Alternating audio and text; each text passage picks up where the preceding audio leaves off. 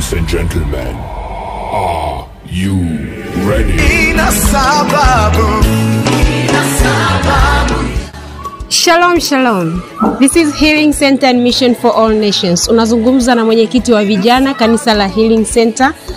Tunawakaribisha sana kwenye tukio ambalo ni tamasha la kusifu na kuabudu litakalotanguliwa na kipengele cha semina. Tunakuandalia siku 4 za semina ndani ya maombi ya siku 100 yanayoendelea kila siku saa 10 kamili hadi saa 12 kuanzia tarehe 13 hadi 16. Siku ya Jumapili itakayotimishwa na tamasha kubwa la kusifu na kuabudu kuanzia saa 8 mchana na kuendelea. Kwaya mbalimbali zitakuwepo. Kwaya kutoka kanisa la FPCT kwa Mfipa chini ya mchungaji Dr. Msabaha. Kwaya kutokea BCC kwa Matias chini ya Bishop Mganga. Kwaya kutoka kanisa la Church of God Mwenda Pole. Kwaya kutoka kanisa la Gethsemane chini ya Dr.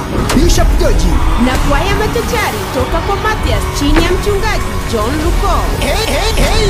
Bila kusahau kwaya inayotimua vumbi kwenye zege kutokea pale Haradisi Kimara chini ya Apostle Bishop Emmanuel Simiyu, naye ndiye atakayenguruma katika semina hii akishirikiana na mchungaji mwenyeji Reverend Oscar Kimamble.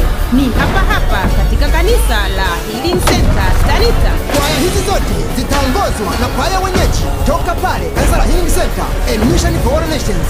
Kwa mawasiliano zaidi piga namba 0782240483 au 0743271594. Watu wote mnakaribishwa. Kuridhika sio kukubaliana. Sio kwamba umekubaliana na hali, lakini umeridhika ukijua kwamba niko hapa kwa muda. Marafiki wote wanaweza kukukata, sio rafiki Yesu. Marafiki wote wanaweza kuwa wanafiki, sio rafiki Yesu.